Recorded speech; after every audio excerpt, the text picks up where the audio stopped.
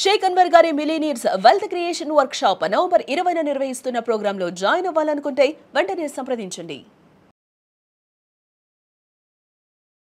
Welcome to Suman TV. నేను మీ Suman TV Nag. ఎవరున్నా సరే ఇవాళ లోన్ ఫ్రీగా వచ్చేస్తుంది కదా అని ఈఎంఐలో కట్టుకోవచ్చు కదా అనుకునేటువంటి ఒక్క ఆలోచనతో ప్రతి ఒక్కరూ లోన్కి వెళ్ళిపోతూ ఉన్నారు. అది 2 వీలర్ అయినా 4 వీలర్ అయినా అండ్ హౌస్ లోన్ అయినా సరే.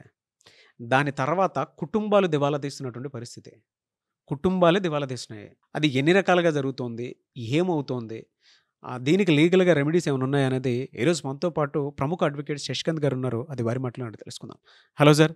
హలో నాగరాజ్ గారు. తీసుకున్నటువంటి అప్పులకి కుటుంబాలు దివాలా తీస్తున్నాయి, రోడ్డును పడుతున్నాయి. అసలు ఇది ఎన్ని రకాలుగా జరుగుతుంది, అసలు ఏం జరుగుతుంది? చాలా అంటే చాలా important and common topic in nowadays. కానీ ఎవరు డిస్కస్ చేసుకోవట్లేదు. ఎందుకు అంటే దాని గురించి వినాలన్నా కూడా ఒక స్టిగ్మా ఉంది. దాని గురించి నలుగురు ముందు వినాలన్నా వినలేని పరిస్థితికి వచ్చేసారు. ఎందుకంటే అప్పులు. ఒక మనిషిని రైతు ఆత్మహత్యలు మీరు చూసుంటారు నాగరాజు గారు. రుణ ఆత్మహత్యలు అనేకమవుతున్నాయి సిటీలో.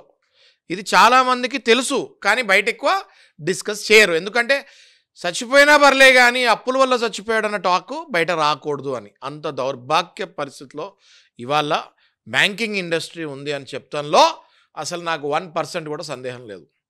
మీరు కనుక చూస్తే ఇవాళ బ్యాంకులో 10 సెకండ్స్లో లోన్లు ఇస్తాయి. మీ కారు ప్రీ అప్రూవ్డ్ రెడీగా ఉంది. మీరు ఇంటికి వెళ్తారా, మీకు హోమ్ లోన్ రెడీగా ఉంది. మీరు ఇల్లు తాకట్టు పెడతారా, మీకు మార్ట్గేజ్ లోన్ రెడీగా ఉంది. అన్ని సెకండ్లలో, నిమిషాలు కాదు, మళ్ళీ మినిట్స్ కాదు, సెకండ్లలో లోన్లు ఇచ్చేస్తున్నారు. ఫర్ ఎగ్జాంపుల్ మీరు నా ఎగ్జాంపుల్ తీసుకుంటే గత 2 ఏళ్ల క్రితము ఒక బ్యాంకుకి వెళ్ళాను. వెళ్తే సార్ మీకు ఒక పర్సనల్ లోన్ రెడీగా ఉంది అన్నారు. అన్న ఓకే అమ్మా, మరి ఇవన్నీ పేపర్లు ఇవన్నీ ఇవ్వాలి కదా, టైం పడుతుంది, ఇప్పుడు నాకు టైం లేదా అన్న. నేను సార్ ఏం లేదు, మీకు ఒక ఓటీపీ వస్తుంది, అది చెప్పండి, 10 సెకండ్స్లో మీ అకౌంట్లో 10 లక్షలు పడుతుంది అన్నాడు. నేను ఆ జోక్ అనుకున్నా. అది సరే చెప్పమ్మా ఓటీపీ అన్న. టక్ పని కొట్టాడు, ఓటీపీ వచ్చింది. 10 సెకండ్లలో నా అకౌంట్లో 10 లక్షలు పడ్డాయి. దాన్ని నేను 4 ఏళ్ళు కట్టుకోవాల్సి వచ్చింది. అర్థమైందండి మీకు? ఇట్లా ఒకవేళ టైట్ పరిస్థితుల్లో ఉన్నోళ్ళు, జాబులు పోయిన వాళ్ళకి ఇట్లా 10 సెకండ్స్లో 10 lakhs కనుక వేస్తే ఎట్లా కడతారండి నాగరాజు గారు వెనక్కి? వాళ్ళు అప్పుడున్న టెన్షన్లో 10 సెకండ్లలో 10 లక్షలు తీసుకొని ఆ తర్వాత 10 లక్షలు పడ్డాయి కదా అని అడ్డగోలు ఖర్చులు పెట్టుకుంటే వాళ్ళకి అవి రుణాలు నెత్తి మీదకి రావా? ఒకప్పుడు నాగరాజు గారు లోన్ తీసుకోవాలంటే బ్యాంక్ వాళ్ళు ఇస్తారా లేదా, అసలు నాకు లోన్ ఎలిజిబిలిటీ ఉందా లేదా అన్న టెన్షనే పోయేది. సగం మందికి వచ్చేవి కూడా కావు. అలాంటిది ఇప్పుడు నేను చెప్పింది 10 సెకండ్లలో లోన్లు వస్తున్నాయి. నిజమే అండి. అంటే మీకు మేనేజర్ తెలుసా, బ్యాంక్లో కొంచెం లోన్ కావాలి అనుకుని అడిగినటువంటి పరిస్థితి మనం. ఎగ్జాక్ట్లీ కరెక్ట్ చెప్పారు మీరు. ఈవెన్ మా ఫాదర్ అయినా సరే పాత కాలంలో కనుక చూసుకుంటే ఇంటికి సంబంధించింది కానీ, లేదంటే ఇంట్లో ఏదన్నా చేద్దాము బిజినెస్ కానీ, పెళ్ళికి సంబంధించింది కానీ లోన్ కావాలి అని అంటే తెలిసిన వాళ్ళు ఎవరైనా ఉన్నారా అని అడిగి కనుక్కొని 3 months దాని చుట్టూ తిరిగిన తర్వాత, లేదా 6 months తిరిగిన తర్వాత వస్తే వచ్చేది, లేదంటే లేదు. అలాంటి పరిస్థితి. కరెక్ట్. ఇప్పుడు మీరు చెప్పినట్లు సెకండ్లలో వచ్చేస్తుంది. ఎలా సార్? అంటే దీని తీవ్రత అసలు ఏ విధంగా ఉందంటారు ప్రస్తుతం? దీంట్లో 4 రకాల టార్చర్లు ఉన్నాయండి. ఫస్ట్ది భయంకరమైన మెంటల్ టార్చర్, సెకండ్ది ఫ్యామిలీ కాన్ఫ్లిక్ట్స్, థర్డ్ది సోషల్ ఎమ్యులేషన్, ఫోర్త్ది ఫైనాన్షియల్ కొలాప్స్. ఓకే, ఇందులో కనుక మనము ఫస్ట్ తీసుకుంటే ఈ మెంటల్ టార్చర్ ఎలా ఉంటుందంటే, ఈఎంఐ ఇంతకు ముందు కట్టకపోతే ఫోన్ వచ్చేది నాగరాజు గారు. ఈఎంఐ కట్టేవాడికి కూడా ఫోన్ వస్తుంది. ఇప్పుడు 3 రోజుల్లో ఈఎంఐ రాబోతుంది, అందులో డబ్బులు ఉంచారా లేదా? ఇదేం టార్చర్? అరే నువ్వు ఈఎంఐ కట్టకపోతే ఇంతకుముందు ఫోన్ వచ్చేది. ఈ మధ్య ఈఎంఐ రాకముందు 4 రోజుల నుంచే కలెక్షన్ వల్ల టార్చర్ భయంకరమైపోయింది. మీటింగ్లో ఉంటాడు, ఎక్కడో ఉంటాడు, వీడు ఆల్రెడీ అందులో డబ్బులు పెట్టుంటాడు. అయినా కూడా వీళ్ళు రిమైండర్ కాల్ అనే పేరిట, రిమైండర్ కాల్ అనే ముసుగులో ముందే ఈఎంఐ కట్టమని భయపడిస్తూ స్టార్ట్ చేసేది, బౌన్స్ కాకముందే. ఓకే, దీనివల్ల ఏమవుతుందంటే కట్టేవాళ్ళు ఈఎంఐకి ముందు నుంచే టార్చర్ అనుభవిస్తున్నారు. కాల్స్, మెసేజెస్, మాట్లాడే పద్ధతి సరిగ్గా ఉండదు. ఫోన్ చేసినాడు మాట్లాడే పద్ధతి ఎలా ఉంటుందంటే ఫోన్లో ఒక హ్యూమిలేటింగ్గా మాట్లాడతారు వాళ్ళు. ఒకవేళ కర్మగాలి ఆ నెల మాత్రం బౌన్స్ అయిందంటే వాళ్ళకు వచ్చే ఫోన్ కాల్స్లో వాళ్ళు మాట్లాడే పదాలు నార్మల్గా ఉండవు. ఒక కాల్ వెనకాల ఒక కాల్, 100 కాళ్ళు వస్తాయి. వీళ్ళు ఏం చేస్తారంటే కాల్ సెంటర్ ఏర్పాటు చేస్తున్నారు. ఆ కాల్ సెంటర్లో ఆ నెంబర్ వేసేస్తున్నారు నాగరాజు గారు. ఆ నెంబర్ని 100 మంది కాల్ చేస్తారు ఒకటేసారి 100 మంది కాల్ చేస్తారు. దీనివల్ల ఏమవుతుందంటే వీళ్ళకి రాత్రులు నిద్ర ఉండదు. ఫోన్ బ్యాటరీ డెడ్ అయిపోద్ది, వేరే కాల్స్ రావు. ఇలా మైండ్ అంతా ఆ కాల్సే ఉంటాయి. రాత్రులు నిద్ర ఉండదు, స్లీప్లెస్ నైట్స్, రాత్రులు నిద్ర ఉండదు. తెల్లారి అయిందా, నేను ఇవి ఎలా కట్టాలి ఈఎంఐ, ఫోన్ ఆన్ చేయాలంటే భయపడే పరిస్థితికి వెళ్తారు నాగరాజు గారిలో. ఎందుకంటే నాగరాజు గారు ఫోన్ ఆన్ అవగానే ఫస్ట్ కాల్ మళ్ళీ వాళ్ళదే వస్తుంది, వీళ్ళు కట్టలేని పరిస్థితి. ఇంక వీళ్ళు ఏమైపోతారంటే ఒక రకంగా ఒక కైండ్ ఆఫ్ సైకలాజికల్ ట్రాప్కి వీళ్ళు గురవుతారు, ప్యానిక్లోకి వెళ్ళిపోతారు. ప్యానిక్, ట్రామా, డిప్రెషన్ అన్నీ స్టార్ట్ అయిపోతాయి. వీళ్ళు ఒక కైండ్ ఆఫ్ సైకలాజికల్ ట్రాప్కి గురవుతారు. ఇంట్లో కూడా ఎవరికి చెప్పుకోలేరు నాగరాజు గారిలో, ఇంట్లో ఎవరికి చెప్పుకోలేరు. ఆఫీస్కి వెళ్తారు, పని చేస్తూ ఉంటారు, కానీ మైండ్ ఉండదు అక్కడ. ఇంటికి వస్తారు, భార్య పిల్లలు మాట్లాడుతుంటారు, కానీ మైండ్ ఉండదు అక్కడ. వీళ్ళు జస్ట్ ఒక రోబోలాగా బతుకుతూ ఉంటారు. They will live like a robot, ఒక ప్రాణం ఉన్న రోబోలాగా బతుకుతూ ఉంటారు వాళ్ళు. ఇలా ఆలోచనే ఒకటండి నాగరాజు గారు, రేపు ఎలా కట్టాలి, వీళ్ళ ఆలోచన ఒకటే, ఇంక వేరే ఆలోచన ఉండదు వీళ్ళకి, రేపు ఎలా కట్టాలి అన్నది. ఇది నేను చెప్పేది అవునా కాదా మీరు కింద కమెంట్ బాక్స్ చూడండి. అవునైతే జస్ట్ అవునని పెట్టండి. ఎంతమంది అవునులు వస్తాయి, కలెక్షన్లతో ఎంతమంది ఇబ్బంది పడుతున్నారో మీరు కింద కమెంట్ బాక్స్ చూస్తే తెలుస్తుంది. ఏ ఒక్కడు కలెక్షన్ వాడు ఆర్బీఐ గైడ్లైన్స్ ఫాలో అవ్వట్లేదు, ఏ ఒక్కడు ఫాలో అవ్వట్లేదు ఆర్బీఐ గైడ్లైన్స్. రెండోది ఫ్యామిలీ కాన్ఫ్లిక్ట్స్. ఏ రకంగా వీళ్ళు ఫ్యామిలీ కాన్ఫ్లిక్ట్స్ తెస్తారంటే, లోన్ ఇచ్చేటప్పుడు నాగరాజు గారు ఇంటికి వస్తారు, వాళ్ళు ఉంటే వాళ్ళ ఫోటో తీసుకొని వెళ్తారు. వాళ్ళు లేకపోయినా ఏమీ పర్వాలేదు మేడం, మీ ఫోటో అయినా తీసుకుంటామని చెప్పి ఫ్యామిలీ మెంబర్స్ ఫోటో కూడా తీసుకుంటున్నారు. ఈ మధ్య తీసుకొని లోను టకామని మధ్యాహ్నం కల్లా శాంక్షన్ చేసి టింగ్ మనీ మెసేజ్ వస్తుంది, మీ డబ్బులు క్రెడిట్ అయినాయని. అక్కడితో చాలా హ్యాపీగా ఉంటుంది. ఆ డబ్బు కనుక తిరిగి ఒక్క నెల ఒక్క రోజు కనుక లేట్ అయితే ఇట్లా టార్చర్ నార్మల్గా ఉండదు. ఇంటికి వస్తారు, కరెక్ట్గా భార్య భర్త కూర్చొని భోజనం చేసే టైం వాళ్ళు చూస్తారు, టైమింగ్. వాళ్ళకి ఆ పెయిన్ క్రియేట్ చేస్తే మళ్ళీ జాబ్ వాళ్ళకి నాగరాజు గారు, they want to create the pain. ఆ పెయిన్ క్రియేట్ అవ్వాలంటే కరెక్ట్గా భోజనం చేసే టైంకి వస్తారు, భార్య భర్త తలుపు కొడతారు. టైమింగ్ అనేది అనవసరం వాళ్ళకి, ఏది ఫాలో గారు వాళ్ళు ఇష్టం వచ్చిన టైంకి వస్తారు, తలుపు కొడతారు, అప్పు గురించి మాట్లాడతారు, డిస్కషన్ స్టార్ట్ అవుతుంది. తీసుకునేటప్పుడు తెలీదా ఎలా కట్టాలని, కూర్చొని తినడానికి మాత్రం డబ్బులు వస్తాయి, మాకు కడతానికి డబ్బులు రావా నీకు, ఆ డబ్బులతోనేగా తింటున్నావు అని అంటారండి నాగరాజు గారు. ఈ డైలాగులు చాలామంది కలెక్షన్ వాళ్ళు యూజ్ చేస్తారు, విచ్ ఇస్ వెరీ రాంగ్. అలా చేయగానే ఒక్కసారిగా భార్య భర్త ఇద్దరు పరువు, ఒకళ్ళ ముందు ఒకళ్ళు ఇద్దరు పరువు పోతుంది. మేజర్గా భర్త పరువు భార్య ముందు కంప్లీట్గా పోతుంది, సంక నాకిపోతుంది. అక్కడితో ఆగకుండా మీ పిల్లల్ని అక్కడ చదివిస్తానికి డబ్బులు బాగానే వస్తున్నాయి, వాళ్ళు బస్సులో వెళ్తున్నారు, బస్సులో వస్తున్నారు, బస్సుకు కడుతున్నారు, బస్సుకు కట్టకపోతే బస్సులో నుంచి దింపేరా అని ఇట్లాంటి మాటలు మాట్లాడేసరికి ఆ తల్లి హృదయం కూడా చీలిక అయిపోతుంది. దాంతో ఆడు వెళ్ళిపోతాడు అక్కడి నుంచి. దాని తర్వాత ఇద్దరి మధ్యలో డిస్కషన్ స్టార్ట్ అవుతుంది. ఎందుకండి అప్పు చేస్తారు అని భార్య అంటది. ఎందుకు నాన్న అప్పు చేస్తావు, వాడు వచ్చి మన పరువు తీస్తాడు కదా అని అంటారు. వీళ్ళెవ్వరికి అర్థం కానిది ఆయన అప్పు చేసేది వీళ్ళందరి గురించే. కానీ ఆ మూమెంట్లో ఆ హీట్కి భార్య, పిల్లలు, తల్లితో సహా అందరూ అడుగుతారు, ఎందుకురా అప్పు చేస్తావు అని. ఆ భర్త, ఆ కొడుకు, ఆ తండ్రి పడే మనోవేదన అంతా ఇంత కాదు నాగరాజు గారు, అంతా ఇంత కాదు.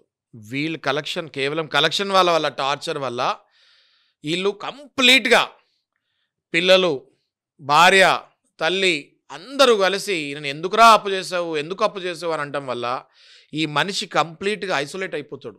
ఇంటి నుంచి బయటకి అడుగు పెట్టాలంటే 100 సార్లు ఆలోచిస్తాడు. ఆఫీస్కి వెళ్తాం మానేస్తాడు, బంధువుల ఫోన్లు ఎత్తుతాం మానేస్తాడు, సొంత అన్నదమ్ములు, సొంత అక్క చెల్లెలు ఫోన్లు ఎత్తుతాం కూడా మానేస్తాడు. ఎందుకంటే వాళ్ళు అడుగుతారు ఎందుకు బయటకు రావట్లేదు, ఎందుకు ఆఫీస్కి వెళ్ళట్లేదు అని. కంప్లీట్గా he will isolate himself and ఒక రూమ్లో కూర్చొని ఉంటాడు, బయటకు అడుగు కూడా పెట్టాడు నాగరాజు గారు. It is nothing but it is getting in to complete deep depression which will lead to suicide symptoms.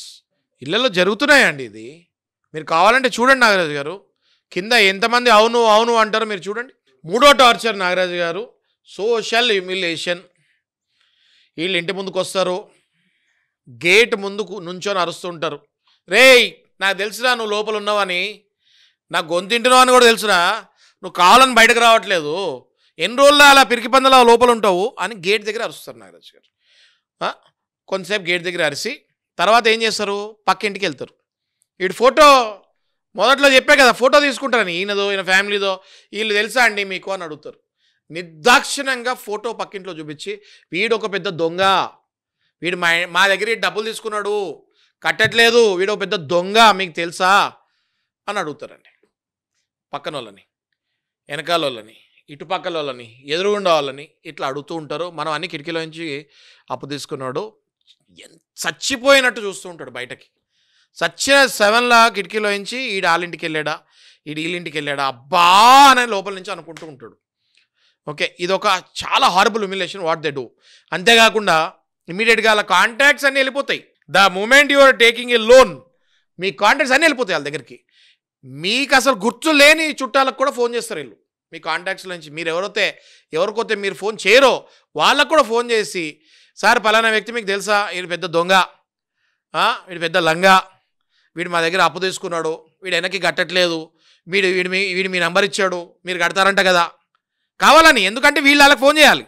అదేంటండి మా ఫోన్ నెంబర్ ఇచ్చారేంటి, మేము చెప్పాము. They will create a panic in between loan తీసుకున్నవాడికి, లోన్ తీసుకున్న చుట్టాలకి. ఇక ఒకళ్ళు ఇద్దరు కాదండి నారాజు గారు, ఇంపార్టెంట్ కాంటాక్ట్స్ అన్నిటికీ ఈయనను వదిలేసి వరుసగా ఇంకా వాళ్ళకి ఫోన్లు కొడుతూ ఉంటారు. దాంతో ఈయనకి చుట్టాల నుంచి ఫోన్లు వస్తుంటాయి. దానివల్ల ఈయన చుట్టాల ఫోన్లు ఎత్తుతాం కూడా మానేసి మొబైల్ని మళ్ళీ స్విచ్ ఆఫ్ చేసుకొని మళ్ళీ ఐసోలేట్ అయిపోయి మళ్ళీ డిప్రెషన్లోకి వెళ్ళిపోతుంది జరుగుతుంది. ఎందుకంటే నారాజు గారు మొత్తం అందరూ కూడా ఇంటి పక్కన అవ్వా అప్పులు చేశారంటారా వీళ్ళు, అవ్వా ఈడు అప్పులు చేశాడంటారా, అంటే ఆడికి అప్పులు ఉంటాయా లేవా అని అవసరం, ఇలా వాడి ముందే చెప్పుకుంటూ తిరుగుతూ ఉంటారు. కింద నేను చెప్పింది కరెక్ట్ అయితే కింద ఎన్ని కామెంట్స్ వస్తాయో మీరే చూడండి నాగరాజు గారు. వీళ్ళ ఆఫీసులకి వెళ్ళిపోతారు, గేట్ల దగ్గర కూర్చుంటారు, ఆయన ఉన్నాడా అని అక్కడ కూడా ఫోటోలు చూపిస్తూ ఉంటారు. మనకు ఫోన్లు వస్తూ ఉంటాయి లోపల కూర్చున్న వాళ్ళకి, మీ గురించి ఎవరు వచ్చారండి అని. బయటకు వెళ్తే కలెక్షన్ కూడా ఉంటాడు.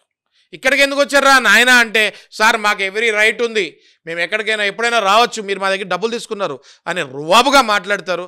ఆర్బీఐ గైడ్లైన్స్ అన్ని తుంగదొక్కుతారు. 4వ టార్చర్ నాగరాజు గారు, ఇది నార్మల్ టార్చర్ కాదు, దీంతో మొత్తం క్లైమాక్స్ క్లోజ్. ఇంకా ఎలా అంటే వీళ్ళే కలెక్షన్ వాళ్ళే వచ్చి, సార్ మీకు కావాలంటే ఇక్కడ ఇప్పిస్తాను, మీ దగ్గర బంగారం ఉంటే చెప్పండి, ఉత్తులో పెట్టిద్దాం, మన్నాపురంలో పెట్టిస్తా, నేను మీకు మంచి ఇంట్రెస్ట్ ఇప్పిస్తాను, అక్కడ కట్టుకోండి, మెల్లగా అక్కడ కట్టుకోవచ్చు అని వీళ్ళకి మాయమాటలు చెప్పి వీళ్ళకి మరన్ని అప్పులు క్రియేట్ చేసేది కూడా ఈ కలెక్షన్ వాళ్ళే.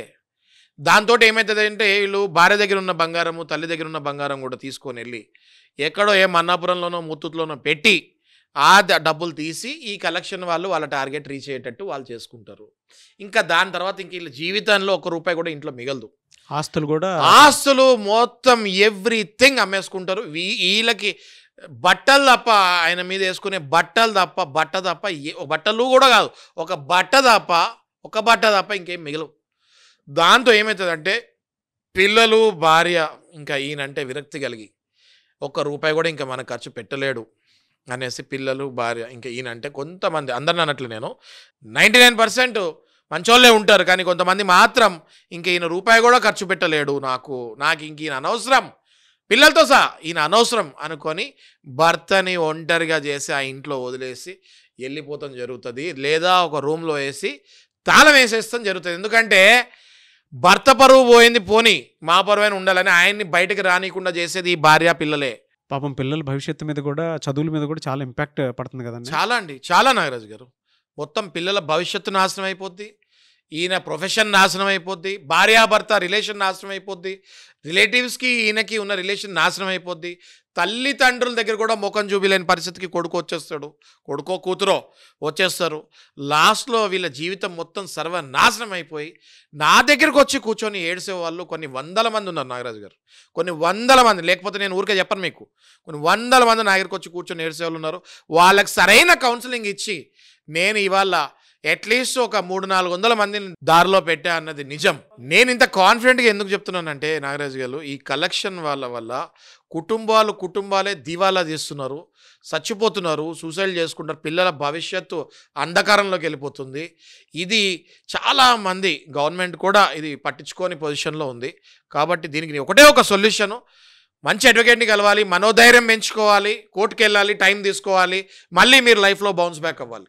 మీరు చెప్పింది కరెక్టే సార్. అంటే ఇవాళ ఫ్యామిలీసే బ్యాంక్రప్సీకి వచ్చేసినటువంటి పరిస్థితి, మొత్తం దివాలా తీసి బయటకు వచ్చేస్తున్నారు ఈఎంఐ అప్పులు తీర్చుకోలేక. బట్ మీరు ఇందాక ఒక మాట అన్నారు, ఏదన్నా మనోధైర్యం పెంచుకొని మీలాంటి అడ్వకేట్స్ తోటి కొంచెం ఉన్నది ఉన్నట్టు మాట్లాడి క్లియర్ చేసుకోగలిగితే చాలా మంచిది. కరెక్ట్ అండి. ఎనీవేస్ థ్యాంక్ యూ అండి. మీరు కళ్ళకి కట్టినట్టు చూపించారు నిజంగా. ఆ ఆ కలెక్షన్ ఏదో మీరే చేసుకొని వచ్చినట్టే అన్నట్టే ఉంది మొత్తం. అంటే వాళ్ళని మీరు ఇన్ని కేసెస్ చూశారు కాబట్టి మేబీ అంత ఎగ్జాక్ట్‌గా చెప్పగలిగారేమో గానీ, ఇలా ఉంటారా అన్నట్టు అనిపించిందండి నాకైతే. కరెక్ట్ అండి. దీంతో ఇబ్బంది పడేటువంటి వాళ్ళు నాకు తెలిసి కామెంట్ బాక్స్‌లో పెట్టేటువంటి వాళ్ళు చాలా ఎక్కువ మంది ఉంటారు.